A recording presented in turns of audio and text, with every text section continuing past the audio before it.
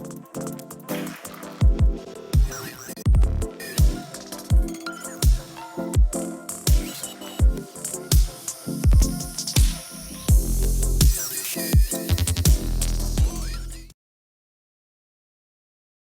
right, so we're working on this 2011 Jeep Grand Cherokee. This could be the same model year as 2011, I think possibly through 2017. So what we're going to be doing today is getting at this panel to get at the climate control unit. And the reason we're going to do that is I've got a couple buttons that are sticky and they're not working correctly. One is the recirc button here. Like right now it's actually like stuck down. And then I also have my temperature up down. They're very sticky. They're not like this over here is very easy. It pushes normal. These over here, like that temperature up, and sometimes either or one they get stuck down, and then you'll see that the temperature will go all the way up or all the way down where you don't want it. And so what I suspect has happened here is perhaps something at some point in time because we got the cup holder down here, it maybe got up here, flicked up in here like a Coke or a coffee, something with maybe some sugar, some kind of corn syrup or whatever, and may have just slightly worked its way back in here and has it's bound up the the pathway for the button or something, maybe even as far back as the contacts in there. So we want to get this unit out, and then what I'm going to use is an electrical component cleaner, not carb cleaner or throttle bottle cleaner, not brake cleaner. That stuff is way too aggressive for the plastics here and for the electronic and electrical stuff we're going to be looking at. But I'm going to try and do a soak on those buttons and see if I can work those loose and get it back working the way they need to be. So let's dive into this. First thing we need to do is we need to get this panel off here, and it's actually not that difficult to do. So let me show you how we're going to do that. All right, so to get this panel off, I've got the kit. I'll show you here in a minute. So you've got some plastic pry tools for getting at things just like this, because what you don't want to do is, unless you don't care, is scratch up any of your finished plastic pieces. So find you one of these, and all you're going to do is you want to work underneath this edge. Let me see if I can get in there a little bit better. So you kind of want to get up in here, and you want to pry this. There's some like little clips in there. It'll sound worse than what it actually is. All right, let's see what we got here. I might have to go get a different tool to work on this, but you just want to just slowly work your way around. And again, you're just ever so easy working that out. Let me get on the other side here.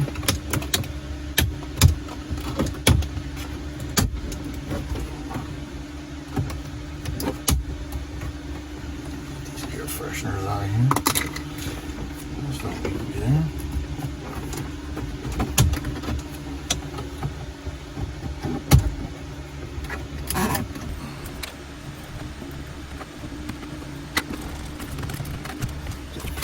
More challenging up here.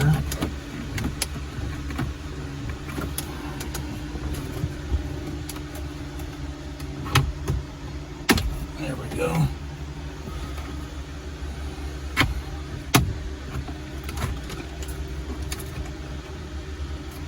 I'll show you these clips that are all unsnapping here in just a second.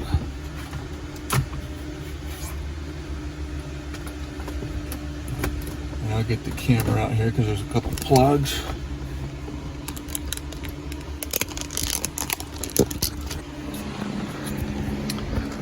All right, so what you've got is, you can see these little plastic, these little orange-like tabs all over the place that plug into different stuff. It looks here like I might have maybe lost one down, and I don't have to go looking for that one. But they're all the way around, so you can see them. And we're going to undo these electrical plugs, and then I'll show you the back side of those here in just a sec. All right, so we've got these are just the little tabs that you push to release. See, I kind of where my nail is at.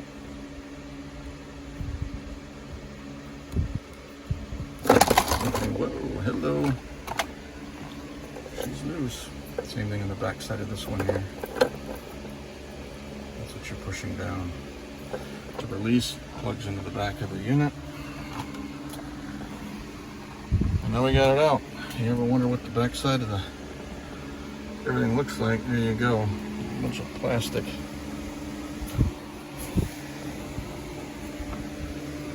Now, if I'm going to try and do this without, I don't necessarily need to remove just the climate control unit here to get at it. But if I did, there's 4 T20 screws. There's one here, one down there, opposite side here, and down here. And then you'd be able to literally remove that climate control unit, put it back in, tighten them down, plug it up, and snap it back in place, and you'd be done. But let me give a couple while I'm right here. Let me give a part number.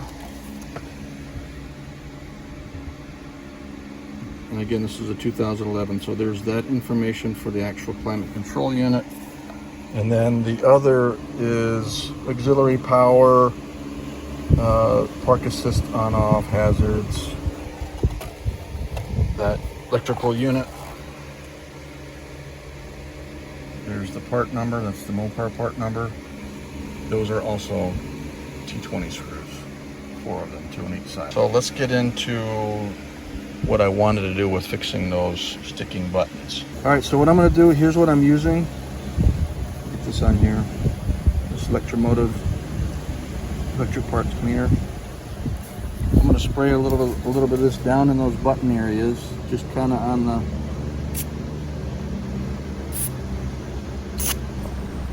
I'm just going to cycle the buttons. I'm just pushing the buttons here. This stuff will evaporate pretty well, and in a sense, you're cleaning, but obviously you're not getting anything out. You're just kind of moving that whatever might be binding up the button, goop or whatever, just to a different location. That's all, away from where it was being sticky.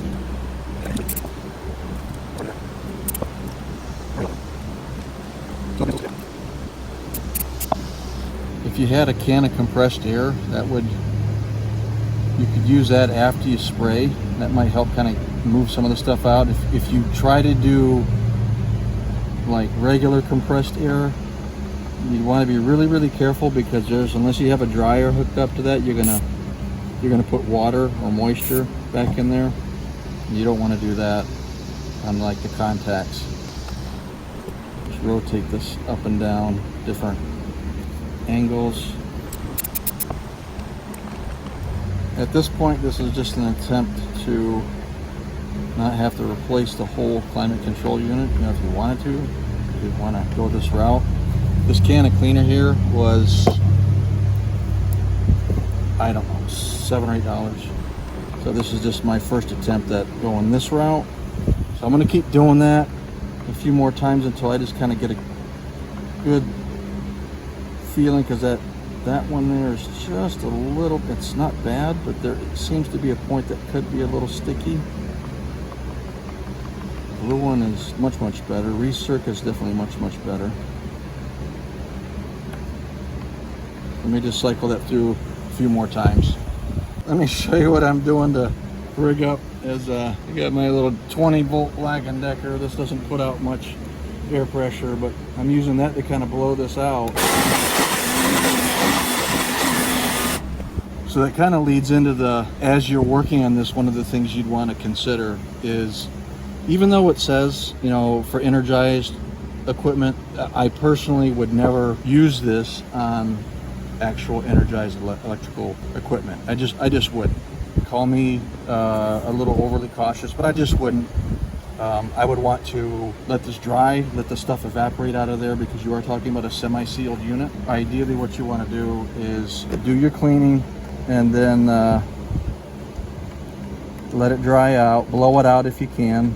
All right, so what I'm going to do at this point is I'm going to blow this out again, get it good and dry, and we'll get it back in the car. Here's what a couple things that I would add in here at this point. If this was not, if it was still, the buttons were still sticky or whatnot, you'd really have to weigh what a replacement price would be. And I imagine this isn't just a $25 item. You'd have to weigh, replacing the whole thing brand new, or in my case, probably what I would do, not because I'm cheap, but just because, why not? And a lot of people forget about the salvage yards and getting parts off of perfectly good vehicles that have had like a front end collision or rear end collision or whatever. The vehicle's been totaled, hauled off to the salvage yard. You've seen how you can take the panel off here with a little pry tool.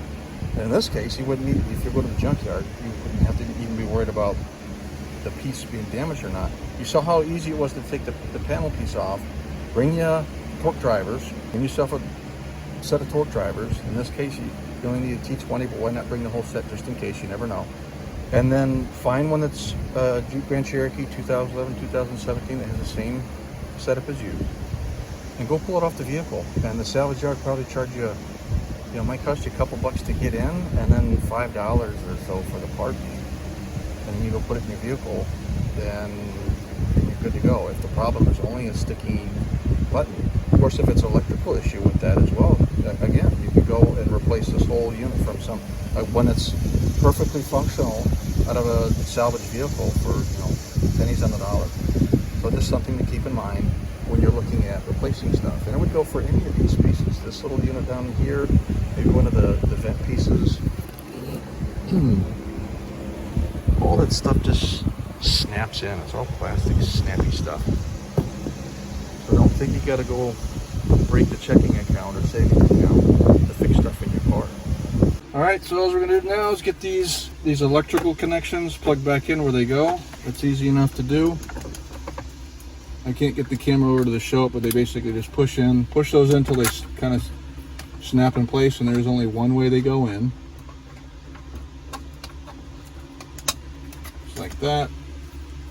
And then just be mindful of your duct work and things like that as you work this in.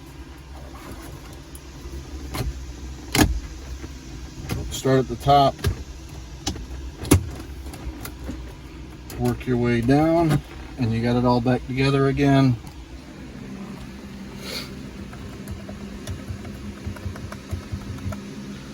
All the buttons are working good. For right now, we'll keep an eye on that and get it cleaned up a little bit, a little smudge on there, but yeah, should be good to go. If there's any changes on this in the future, you'll see a part 2, but otherwise we're gonna call that fixed. If you like what you saw here, give us a thumbs up. If you haven't subscribed, we appreciate you to subscribe and join us on these journeys as we work on things around the house and in the driveway. So thanks again. Have a good one. Dutch out.